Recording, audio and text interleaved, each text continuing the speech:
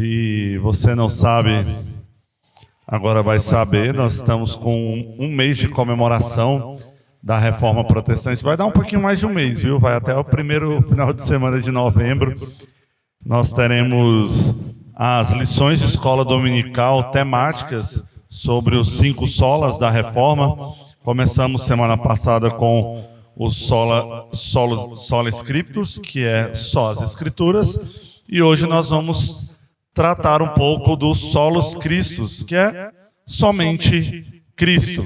E também, para avisar aqueles que nos visitam, o mesmo tema da escola dominical, da lição aqui da manhã, é o tema do culto à noite. Então a pregação também é voltada para o mesmo tema, toda a liturgia gira em torno deste tema, e nós vamos caminhar assim até o primeiro final de semana de novembro, quando nós teremos uma programação especial aqui na igreja, no dia 2 de novembro, é um sábado, provavelmente ali 5 ou 6 horas da tarde, a gente ainda não definiu o horário, mas vai ser no máximo 6 horas da tarde, nós vamos ter uma programação especial aqui na igreja, uma noite temática sobre a reforma. Nós teremos um jantar, teremos toda uma ambientação da época quando a Reforma Protestante aconteceu, da época quando surgiram essas questões relacionadas ao estudo e à doutrina. Então, hoje, solos Scriptus, a centralidade da cruz de Cristo. Essa vai ser a nossa lição de hoje. Até porque a gente vive numa era que a cruz anda sendo eliminada das nossas vidas. Eu não sei se vocês já perceberam, mas o povo, na grande mídia, em vários locais da nossa sociedade, tem perseguido um pouco a questão da cruz, tem perseguido um pouco a questão da mensagem e da vida de Cristo. E uma das formas que a sociedade e a cultura tem trabalhado para eliminar aos poucos não só o cristianismo, mas a religiosidade da sociedade, é fingindo que ela não existe. Então, existe uma crescente busca por esquecer completamente o significado da cruz, o significado do cristianismo, principalmente na cultura ocidental. Mas, mesmo com a sociedade causando esse tipo de situação, esse tipo de confusão na mídia e nas questões públicas, a gente vê também, infelizmente,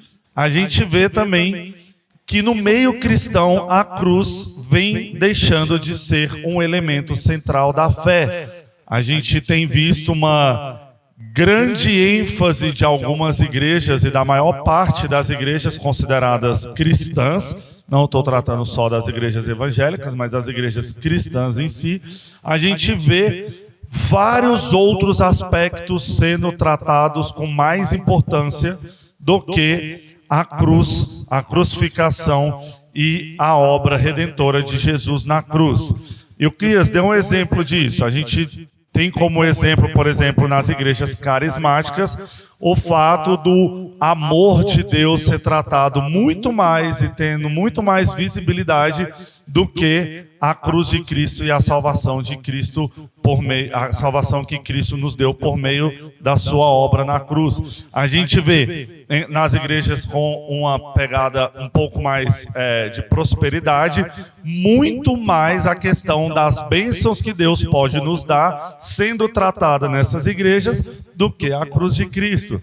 A gente vê, aí vamos pegar um pouco mais para a igreja católica, independente da linhagem da igreja católica, a gente vê muito mais a devoção aos santos sendo tratado e relacionado na igreja do que a cruz de Cristo. Então não é só no meio secular que a gente vê a cruz sendo deixada de lado, a obra de Cristo na cruz sendo colocada de lado. A gente vê também no meio cristão como um todo a cruz sendo deixada de lado. Então a gente vê livros evangélicos onde se apresenta muito pouco sobre Cristo, e o pouco que se apresenta quase nunca é relacionado à cruz de Cristo. A gente vê em desenhos, em músicas, tratando muito mais do eu, muito mais do que eu posso ter, muito mais do que Deus pode me dar, do que a cruz, do que Jesus Cristo. E mesmo quando se fala em Jesus Cristo, se fala muito pouco da cruz. Então, fala-se de Cristo como um professor, fala-se de Cristo como mestre, fala-se de Cristo dos seus sinais, dos seus milagres, de tudo que ele apresentou no seu ministério terreno, mas a cruz é simplesmente um detalhe, isso quando esse detalhe é mencionado. Então, não é surpresa para nós que a espiritualidade e a própria comunidade cristã está se tornando cada vez mais desfigurada. Nós não vemos mais a comunidade cristã como um todo, uma comunidade que tem a cruz como centro tanto da pregação do evangelho, como centro das ações e centro da pregação. A gente vê uma série de outras coisas se tornarem o centro. Então, antes de nos aprofundarmos, talvez ele não esteja funcionando. Ah, funcionou. Antes de nos aprofundarmos na questão dos solos cristos em si, né, nesse assunto que temos hoje, nós temos de lembrar e fixar que a cruz, ela é o centro da fé evangélica. Por quê? Porque a cruz e Cristo, eles têm tudo a ver um com o outro. Então, na aula passada, nós estudamos a centralidade das Escrituras, mas agora nós trataremos sobre a boa nova que a própria Escritura anuncia. E que boa nova é essa? Que Cristo morreu pelos nossos pecados, segundo as Escrituras, e foi sepultado. E ele ressuscitou ao terceiro dia, segundo a própria Escritura. Então, se na aula passada a gente viu sobre a importância e a centralidade da Escritura na vida do cristão, hoje nós vamos ver a importância do que a própria Escritura nos traz, que é a importância, que é o quão importante é a cruz de Cristo e o quão importante é entendermos que Cristo morreu e ressuscitou, que ele morreu para pagar os nossos pecados e pelos nossos pecados, e que ele ressuscitou para nos dar salvação e para a sua obra ser completa, conforme 1 Coríntios 15, versículo 3 e 4. Então, a cruz é absolutamente central para todos nós. Se nós pensarmos na Bíblia como uma história sendo contada através de todo o tempo que a Bíblia traz o seu relato, de todo o tempo em que a Bíblia foi escrita, nós devemos ter em mente que a cruz, ela domina essa história. E o que é isso? O Velho Testamento é maior do que o Novo Testamento. No Velho Testamento não tem cruz nenhuma. Por que a cruz domina toda a história? Bem, essa imagem aqui bem colorida, que foi a melhor imagem que eu achei, gente, mas é bem coloridinha, né? Nós temos aqui o Velho Testamento, nós temos aqui o Novo Testamento, e nós temos uma cruz aqui no centro dessa enorme cruz. Isso aqui tudo é uma cruz, viu? Para quem está com dificuldade por causa do tanto de cor, isso aqui, ó, tudo é uma cruz. E existe uma outra cruz aqui no meio, uma outra cruz aqui no centro. E essa imagem, ela traz para a gente, ela mostra para a gente como que a cruz funciona, se nós entendermos que o braço esquerdo da cruz está relacionado ao Antigo Testamento e o braço direito da cruz está relacionado ao Novo Testamento, a gente vai compreender que toda a história da palavra de Deus, toda a história da Escritura tem como centro a cruz. Tem como centro a cruz de Cristo. Tudo que está no Velho Testamento aponta para o centro, e tudo que aconteceu após a crucificação de Cristo vai também apontar para o centro, vai apontar para este momento da história onde Cristo foi crucificado pelos nossos pecados e para nos trazer salvação. Toda a Escritura, ela trabalha e ela aponta e ela está relacionada à cruz de Cristo, ela está relacionada à obra de Cristo. Temos uma introdução que oferece todo esse conceito histórico, que é isso aí que eu estou explicando, sobre a questão da centralidade da cruz. E depois dessa linha de pensamento, se a gente entender as Escrituras como a própria cruz, que ali no centro está a obra de Jesus e a crucificação, nós vamos sempre entender que o ponto máximo da história humana e o ponto máximo da história e do plano da salvação de Deus para com o homem vai ser a cruz. E isso é só a gente colocar na nossa cabeça. Não tem muito segredo, não. E não tem muita explicação para ser dada, não. Coloque na sua cabeça que o clímax, o ponto alto de toda a história da humanidade e toda a história da redenção da humanidade é a cruz de Cristo, que você vai ter muito mais facilidade de entender textos bíblicos, você vai ter muita facilidade de entender como a vida funciona, você vai ter muito mais facilidade de entender como será a conclusão, o fim da história humana com a volta de Jesus. Então, ao pensarmos nas Escrituras, nesse quadro maior, como está ali, nós precisamos perguntar e nos perguntar sempre no nosso dia a dia: qual é o clímax da história bíblica? Resposta: Cristo, a cruz de Cristo. Esse é o clímax da história bíblica. E todo o desdobramento da vida de Cristo é um caminhar em direção à cruz, não em direção à ressurreição. Entendam isso. É um caminhar em direção à cruz. Todo o desdobramento da vida humana, da vida terrena de Cristo, é um caminhar em direção à cruz. Em outras palavras, Cristo crucificado está no centro da Sagrada Escritura. Então, tudo que vem antes é preparação para a cruz, e tudo que vem depois é desdobramento do que aconteceu na cruz. Ficou claro? Ficou fácil de entender? Tudo que vem antes da crucificação é uma preparação para a cruz. Tudo que vem depois da crucificação é simplesmente um desdobramento do que aconteceu na cruz. Chegamos assim ao tema da nossa aula, então, somente Cristo. Abramos nossas Bíblias, 1 Timóteo, capítulo 2, versículos 5 e 6. Nós vamos ler todos juntos. O versículo 5 e 6. Nós vamos reler este texto. 1 Timóteo, 1 Timóteo, capítulo 2, versículos 5 e 6. Vamos ler todos juntos? Leiamos. Pois só mediador. Então, há um só mediador entre Deus e os homens. Lembra no começo da aula que eu falei sobre o problema relacionado aos cristãos católicos? Quais são os mediadores? Quantos mediadores existem?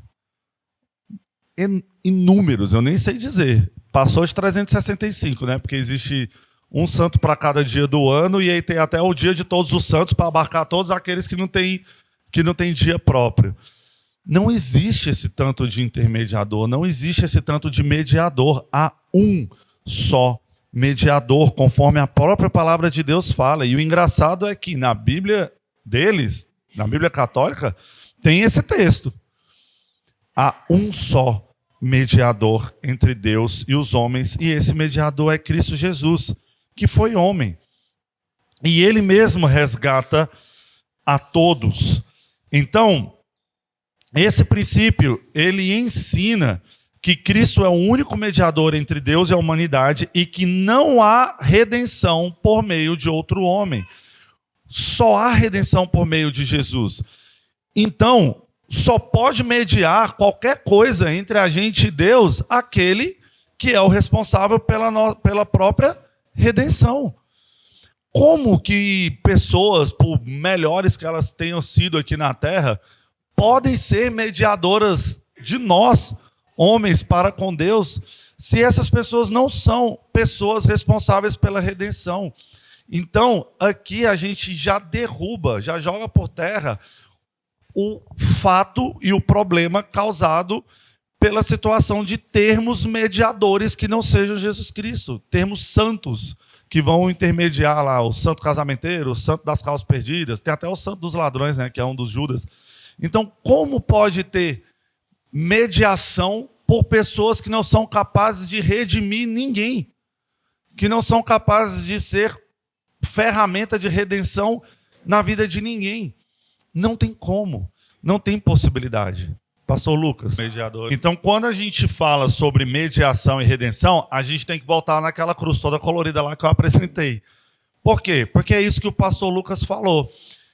Nós tivemos história na Bíblia, nós temos os relatos dos homens que foram mediadores. Mas esses homens estavam apontando para onde? Estavam apontando para Cristo. Estavam apontando para Jesus, como a própria imagem ali nos mostra. Tudo no Velho Testamento vai apontar para Cristo. O que foi provado, como o pastor falou, foi provado que esses homens eram mediadores imperfeitos, não suficientes.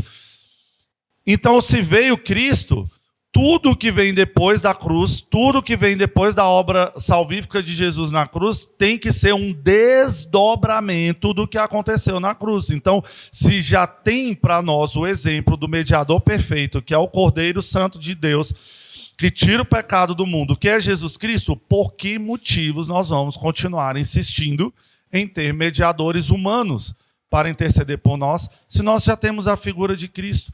Então isso não faz sentido. E isso traz para a gente uma prova do porquê que a cruz, e somente a cruz, deve ser centro da vida do cristão. Lá está o mediador. Lá o mediador sofreu, morreu, e ele ressuscitou porque lá na cruz ele morreu, e ele é o nosso único mediador, presbítero Rafael. Jesus. Então, para a gente poder entender a questão de Cristo e a questão da cruz, nós vamos estudar alguns tópicos. O primeiro deles é a cruz e somente a cruz. Esse bichinho não está me ajudando não hoje. Aí, a cruz e somente a cruz. Deus é conhecido e adorado na cruz. Beleza? Isso aí está fácil de entender para todo mundo? Aí agora eu vou dar uma de Moisés, meu filho. Por quê? Eu passo o dia inteiro perguntando isso para mim. Deus é conhecido e adorado na cruz. Mas por que ele é conhecido e adorado na cruz? Por quê? Porque na cruz somos completamente perdoados. Por isso que ele é adorado na cruz. Por isso que a obra dele na cruz é tão importante. Porque foi na cruz que os nossos pecados foram perdoados.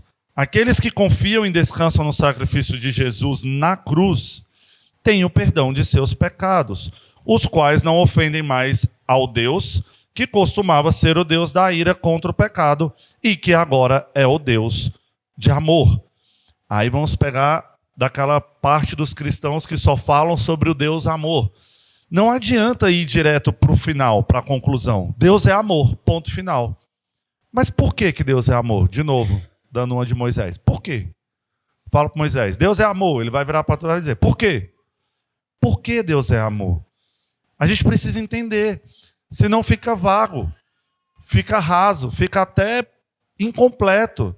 Deus, ele é amor. Por quê? Porque na cruz os nossos pecados foram perdoados. E agora, ao invés de recebermos a ira de Deus contra o pecado, nós recebemos o amor de Deus. Então, todo o seu favor, toda a sua graça são derramados sobre aqueles que por Cristo crucificado foram perdoados. Além de tudo, a morte de Cristo é vitoriosa até mesmo sobre o diabo e os demônios. Você já deve ter escutado a seguinte frase: quando Cristo morreu na cruz, o diabo foi vitorioso. Mas quando Cristo ressuscitou, o diabo foi derrotado. Vocês já ouviram essa frase? Cristo, quando foi morto na cruz, o diabo foi vitorioso. Mas aí 3 dias depois, aí Cristo ressuscitou e aí sim o diabo foi derrotado. Essa frase ela não pode ser mais errada, gente. Na fraqueza de Deus, entre aspas, naquilo que parece aos olhos humanos ser a fraqueza de Deus, que é a morte de Jesus na cruz, na derrota do Filho aos olhos humanos, de olhar para Cristo morto na cruz e achar que Cristo foi derrotado, ali é que o diabo foi completamente vencido. O Deus crucificado... Ih, fiz besteira. O Deus crucificado que derrama sangue em lugar da igreja, esse Cristo em sofrimento, essa própria dor de Cristo é que vence o diabo lá no Gólgota. A fraqueza de Deus é a vitória sobre Satanás, que é também nossa, se nós estivermos em Cristo. É através da morte e ressurreição de Cristo que o diabo é derrotado. é através da morte e ressurreição de Cristo que nós recebemos a salvação. Então, nesse sentido, os que são cobertos pelo sacrifício da cruz não têm apenas todos os seus pecados perdoados, mas já são, deste lado da existência, né, daqueles que são salvos, já são vitoriosos sobre o diabo. Então, nós não temos por que temer Satanás. Diante do que diziam as Escrituras, esse é o tal do escândalo da cruz. Vocês já ouviram falar dessa expressão? Já escutaram essa expressão? Esse é o escândalo da cruz. E o que Cristo de fato fez no Gólgota? Na fraqueza de Deus, os pecados dos que creem, foram totalmente apagados. E o diabo foi derrotado. Então, quando a gente ouve falar sobre o escândalo da cruz é isso. É aquilo que para os olhos humanos parecia ser uma derrota, que na verdade é a maior de todas as vitórias. É onde Cristo derrota o diabo. É onde o diabo é derrotado. Lutero, e nós estamos aqui no mês da Reforma, né? Vamos falar um pouquinho sobre essas figuras. Lutero, ele destaca aqui: somente aqueles que sustentam e ensinam a teologia da cruz merecem ser chamados de teólogos. Um pregador, um professor ou um escritor que não ensina a teologia da cruz não deve ser respeitado como teólogo. E aí aqui vem uma diferença. Cris, tem vários livros que a gente lê sobre a história da igreja que são muito bons, tá? Tudo bem. Podem ter vários tipos de escrita, podem ter vários tipos de aulas, podem ter vários tipos de pregação, não. De pregação tem que sempre ter a cruz, sempre tem que ter Cristo. Mas pode sim ter livros que falam sobre a história cristã, livros que tratam sobre aspectos cristãos. Mas um teólogo, para escrever algo e ser considerado uma escrita teológica, precisa escrever com base na teologia da cruz. Por isso o lema de Lutero era: prega esta única coisa, a sabedoria da cruz. Se você não conseguir pregar sobre nada da palavra de Deus, não conseguir explicar nada, decore só uma coisa. Decore e aprenda e saiba falar sobre tudo que está relacionado à cruz. Saiba sobre o plano da redenção. A gente ensina o plano da redenção para as crianças em EBF em um dia, com a historinha de 15 minutos. A gente pega o livro sem palavras ali das cores, e aí a gente fala, pronto, está ali, o plano da salvação completo, decorado. E aí você pergunta para uma criança, né? O que Jesus fez na cruz? Ela vai te responder: nos salvou. Pronto, está lá. A criança de 2, 3 anos já sabe pregar.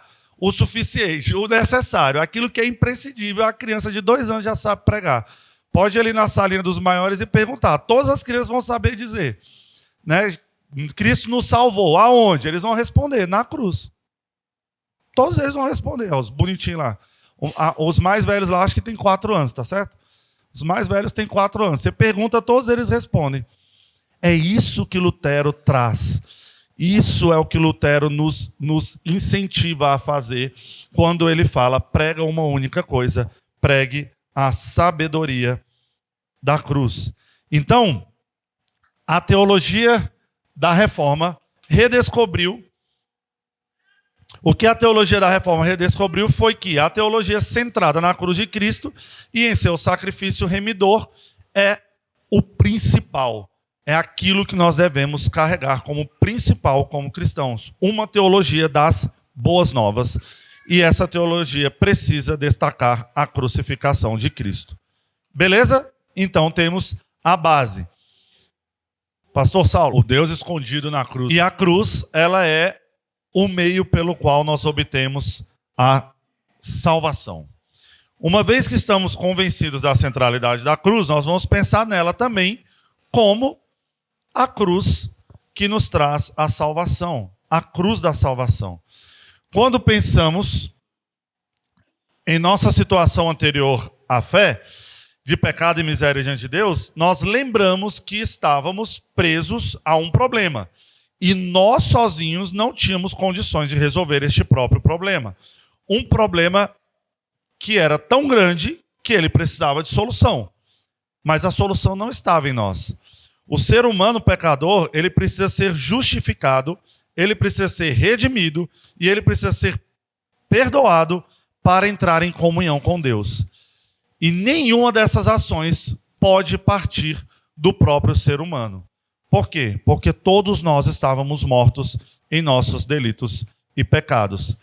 Vamos começar a passar o microfone. Efésios 2, versículo 1, 2 e 3. Letícia, lê, por favor. Thalita, seguindo Efésios 2, aí você vai ler o 4, o 5, o 6 e o 7, quando eu pedir. Ele vos deu vida, estando vós mortos nos vossos delitos e pecados, nos quais andastes outrora, segundo o curso deste mundo, segundo o príncipe da potestade do ar, do espírito que agora atua nos filhos da desobediência, entre os quais também todos nós andamos outrora, segundo as inclinações da nossa carne, fazendo a vontade da carne e dos pensamentos. E éramos, por natureza, filhos da ira, como também os demais. Aqui nós temos o problema. Como eu falei, existia um problema. E esse problema precisa ser resolvido. Como que ele vai ser resolvido? Ele vai ser resolvido pelo sacrifício de Cristo. Continue. Mas Deus, sendo rico em misericórdia, por causa do grande amor com que nos amou, e estando nós mortos em nossos delitos, nos deu vida juntamente com Cristo. Pela graça sois salvos. E juntamente com Ele nos ressuscitou e nos fez assentar nos lugares celestiais em Cristo Jesus. 7. Pode ler. Para mostrar nos séculos vindouros a suprema riqueza da sua graça em bondade para conosco em Cristo Jesus. Então, por meio da morte de Cristo, recebemos tudo de que precisamos para entrar em uma relação correta com Deus. Nós recebemos a salvação. Por que uma relação correta com Deus? Porque se você perguntar para 99% das pessoas que acreditam em Deus, elas vão dizer que elas têm uma relação correta com Deus. Não, eu me relaciono com Deus, eu falo com Ele, eu peço a ajuda dEle, eu confio nele. Mas não é uma relação correta. A gente observa que não é uma relação correta com Deus. Aqueles que recebem é que conseguem ter uma relação correta com Deus. Então, é uma ação externa a nós.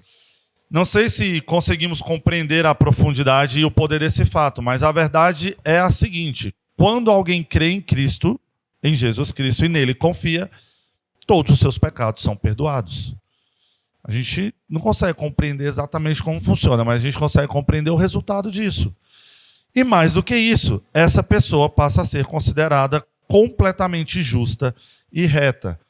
Mais uma vez, aquele que crê em Jesus é declarado justo e completamente correto, não por seus méritos e não por suas boas obras, mas por causa da justiça e da obediência perfeita de Cristo.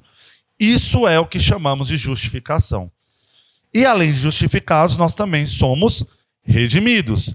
O que significa? Significa que fomos comprados por Ele. E não pertencemos mais ao pecado, à maldição da lei ou a Satanás. Antes nós fomos redimidos por Jesus Cristo. 1 Pedro 1, 19 e 20.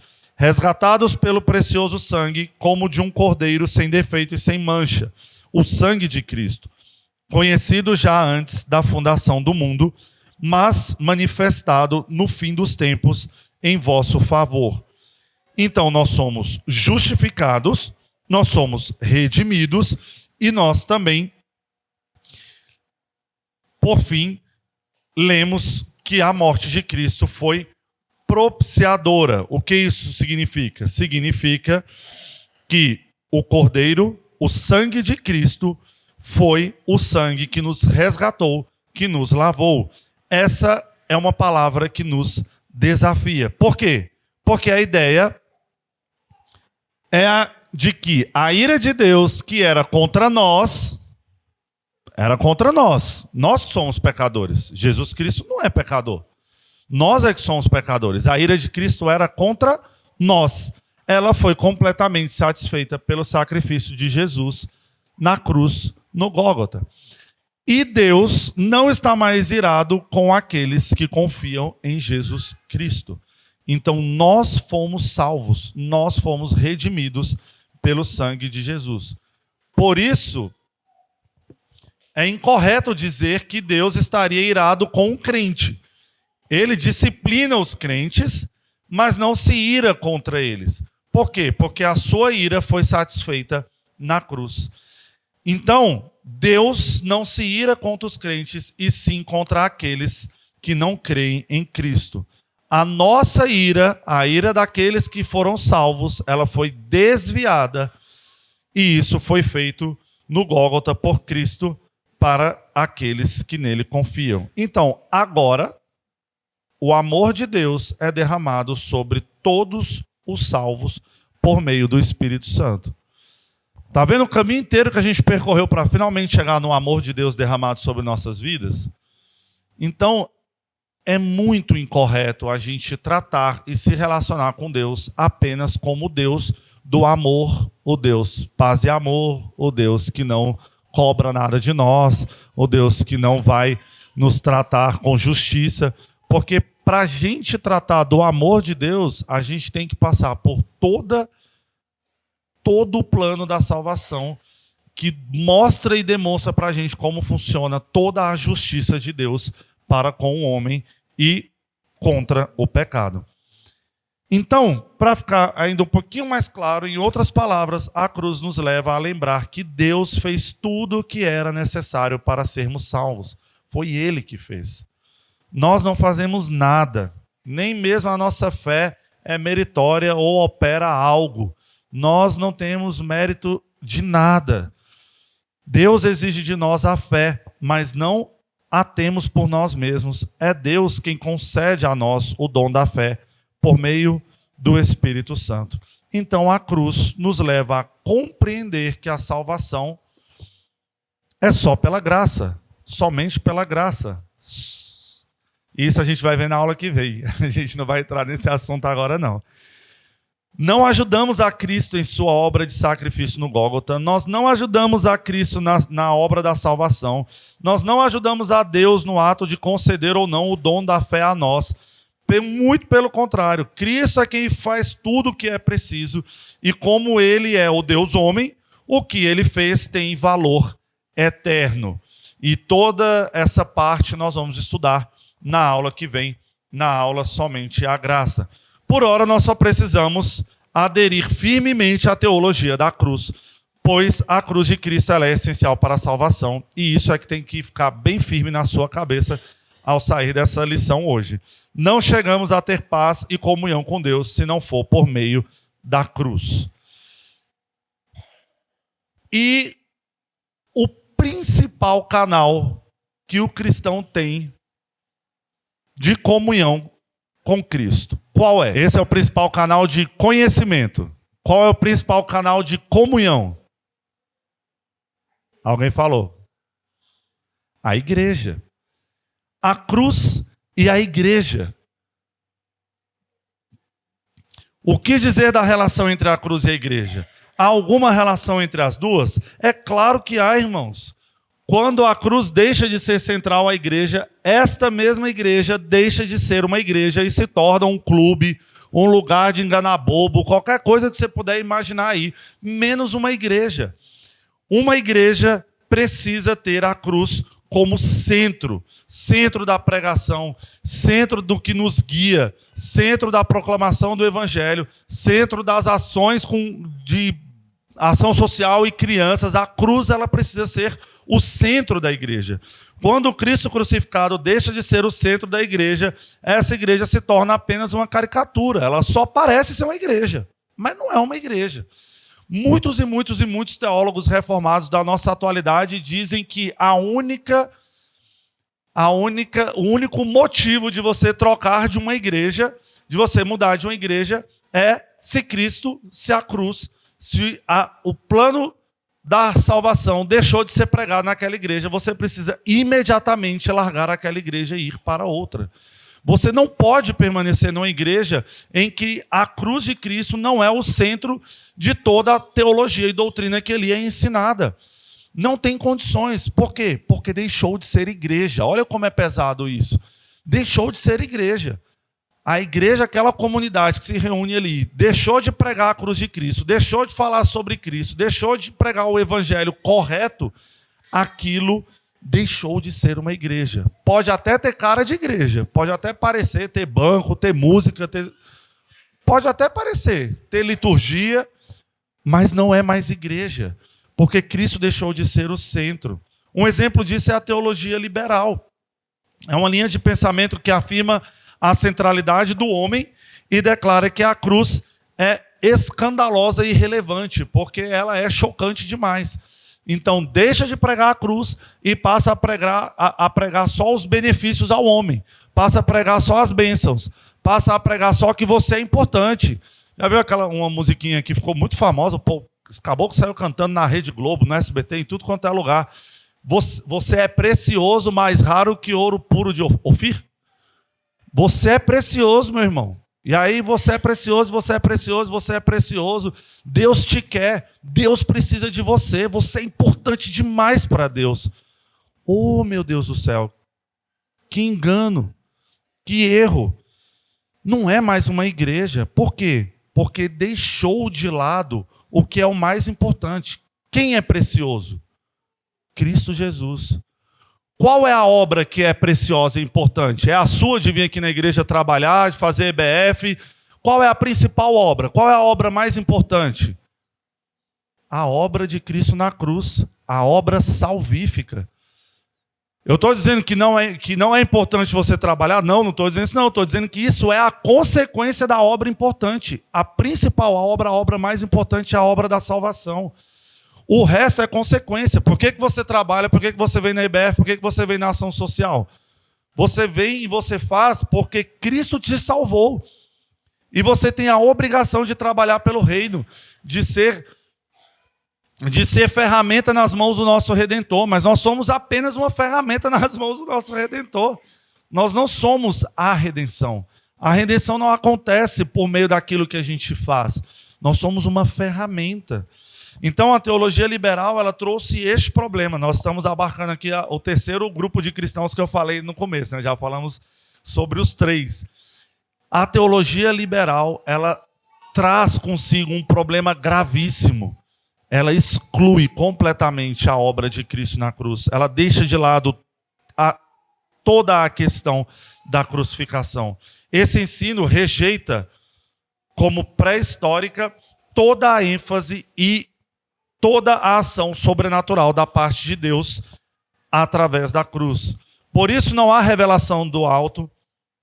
O pecado não é coisa séria. Tá meio tranquilo, é meio liberado. Por isso que são igrejas consideradas liberais, né? Não é tão importante assim. Não se preocupa não, meu irmão. Você está, né, cometendo pecado XYZ. Calma, Deus é amor, Deus vai te perdoar. E não tem nenhum tratamento, não tem nenhuma consequência do pecado. Por quê? Porque não é importante, não é escandaloso. O pecado não é mais escandaloso. E tudo que é sério, complexo e importante de ser tratado é deixado de lado debaixo da grande asa do amor de Deus que é pregado nessas igrejas, de forma distorcida. Então, o pecado não é coisa séria, e a cruz é, no máximo, um exemplo da radicalidade de quem amou tanto a Deus que morreu pelo próximo. E a cruz, quando ela é pregada nestes lugares, ela é pregada como este homem aqui, Jesus Cristo, ele amou tanto que se sacrificou e morreu por nós. Olha que exemplo de sacrifício. Irmãos, vamos nos sacrificar pelos nossos irmãos. Pronto. É só esse o exemplo que traz quando é trazido algum exemplo da cruz nas pregações liberais, nos ensinos liberais. Segundo seus adeptos, Deus seria o pai de toda a humanidade, todos seríamos irmandade, e à medida que o tempo fosse passando e houvesse cada vez mais progresso científico, cada vez mais progresso tecnológico, seria possível alcançar um momento, um estágio, um milênio, onde seríamos todos irmãos e haveria paz no mundo. Mas isso nunca vai acontecer. A própria palavra de Deus fala, o amor no mundo está o quê? Esfriando. Acreditar na bondade do homem como homem e na bondade por bondade do homem é acreditar que a Escritura está mentindo. Porque a própria Escritura fala que o amor se esfriará. O amor vai diminuir. Não vai existir um momento da terra onde há na terra o pecado e nós vamos alcançar o nirvana da paz e do amor e da esperança. Isso não vai existir. Sabe quando que a terra vai se encontrar em um estado de paz, amor e esperança? quando o pecado for erradicado da terra. E quando é que isso vai acontecer? Quando Cristo voltar. Olha como a gente voltou para Cristo. Olha como tudo aponta para Cristo, e tudo é um desdobramento da cruz de Cristo. Cristo morreu na cruz para nos salvar, Cristo morreu na cruz, e ali ele iniciou aquilo que a gente chama do já, mas ainda não. Nós já estamos debaixo da proteção do nosso Senhor Jesus, nós já somos salvos, mas nós ainda não desfrutamos tudo de paz e tranquilidade, toda a alegria, um mundo onde não há tristeza, não há dores, porque nós ainda vivemos num mundo caído. E esse mundo só vai deixar de ser caído quando ele for completamente refeito, reestruturado e renovado. Isso só vai acontecer quando Cristo voltar.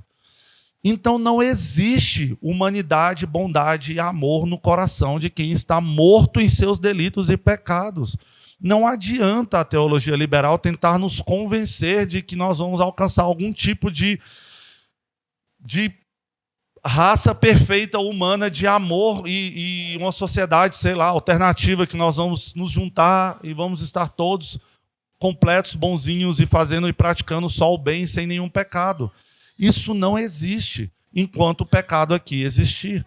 Só vai existir quando Cristo voltar e erradicar o pecado da terra. Então nós podemos afirmar que a cruz de Cristo julga a igreja que se torna orgulhosa, a igreja que se torna triunfante em si só, a igreja que é segura de que está completamente correta e que nela não há pecado, a igreja presunçosa. E nos chama para voltar ao crucificado. A obra de Cristo na cruz chama as igrejas para constantemente voltarem os seus olhos para a cruz de Cristo. A igreja existe para apregoar o Cristo crucificado. 2 Coríntios 5, 19 e 20. Vamos ler todos juntos? Está ali na frente. Ó. Somos embaixadores de Cristo, como se Deus vos exortasse por nosso intermédio. Continuemos. Deus nos encarregou da mensagem da reconciliação. Deus não nos encarregou da reconciliação. Ele nos encarregou de pregarmos a mensagem da reconciliação. Portanto, não temos o direito de mudar a mensagem cristã. Não temos o direito de eliminarmos a cruz de Cristo das nossas mensagens. E não temos o direito de acharmos que nós mesmos somos autossuficientes e capazes de pregar algo ou qualquer coisa que venha na nossa cabeça. Nós devemos pregar a palavra. E a palavra é a cruz de Cristo. A única mensagem que temos para o mundo é pregar o Cristo crucificado. Este é o único caminho de reconciliação com Deus. Então, devemos entender a importância da cruz e a pregação. Por esse motivo, o papel dos pregadores é pregar a cruz. E qual é o critério da pregação? Já falei aqui, né? Estamos falando desde o começo. É a própria cruz. É a cruz de Cristo. O critério de uma verdadeira pregação não é se nos joga para cima e aumenta a nossa autoestima ou nos dá a direção para o nosso dia a dia, mas o critério é aquele que aponta para Cristo crucificado como o Cordeiro de Deus que tira o pecado do mundo. A verdadeira pregação aponta para o Cristo crucificado e coloca diante da comunidade Cristo sendo torturado, o homem de dores sendo morto na cruz e morrendo no nosso lugar, no seu lugar e no lugar dos piores pecadores. Não apenas morrendo em favor de pecadores, mas de forma cabal, de forma real, em lugar de pecadores. Uma igreja desfigurada não é apenas a igreja que abandona a cruz, mas a igreja que deixa de lado a pregação centrada na cruz. Esse tópico é bem curto, porque não tem como ser mais claro do que isso. Deixou de lado a pregação da cruz, o relacionamento cruz e pregação foi quebrado e esta igreja não é mais uma igreja. E vamos estudar também a cruz e o sofrimento. Qual é a relação da cruz com o sofrimento? Cristo crucificado, ele nos ensina que Deus deliberadamente escolhe ficar do lado das pessoas em sua dor. E essa é uma questão vital para nós. Podemos ver exemplos da presença de Deus em meio à dor e ao sofrimento, tanto no Antigo Testamento quanto no Novo Testamento, é claro. Mas isso se torna muito evidente quando nós meditamos sobre a própria morte de Jesus. Por quê? Porque na morte de Cristo nós aprendemos que Deus vem a nós não por meio de especulação, não por meio de moralidade, não por meio de misticismo. Ele veio a nós como homem. Ele se encarnou. Ele andou entre nós. E ele vem a nós no sacrifício redentor de Cristo. Ele vem a nós na fraqueza e naquilo que aparentemente era uma derrota, como a gente já falou, né? Sobre a questão do, aos olhos humanos, a gente olhar para ele crucificado, naquele momento ali a gente pode pensar que foi uma derrota, ainda mais aqueles que estavam ali, né? Hoje nós temos a história completa, a gente já sabe que não era a derrota de Cristo. Mas imagina aquelas pessoas que estavam ali, viram Jesus morto na cruz. Aparentemente é uma derrota. E quando nós meditamos na cruz, nós somos lembrados de que Deus fica do lado daqueles que sofrem, porque o próprio Jesus sofreu, e sofreu muito. O Senhor soberano, ele se identifica com os sofredores, e a cruz lembra que não há um único sofrimento que padecemos que Deus em Cristo não tenha feito parecido ou muito pior. Cristo também padeceu, Cristo também sofreu, e a dor dele foi muito maior do que a nossa. Uma jovem chamada Johnny Tada, ela nos dá um exemplo sobre isso. Na década de 60, ela foi mergulhar numa baía, ela foi mergulhar ali numa aguinha, despretensiosamente, pulou de ponta, e ela ficou tetraplégica. Ela teve um acidente e ela parou com todos os movimentos. E o seu corpo, né? Ela não, coitada, ela não deve ter escolhido isso, mas todo o seu corpo perdeu o movimento. E a jovem sofreu este terrível acidente. E ela lutou durante muitos anos contra a amargura, contra a ira e contra o desespero.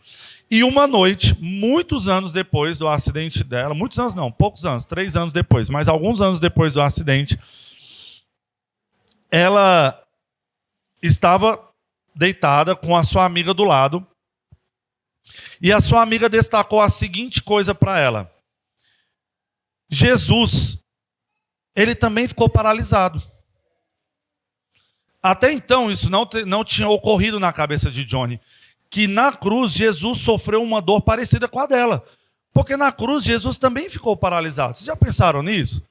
Jesus, ele ficou pregado na cruz. Jesus, ele ficou incapaz de se mover, ele ficou paralisado.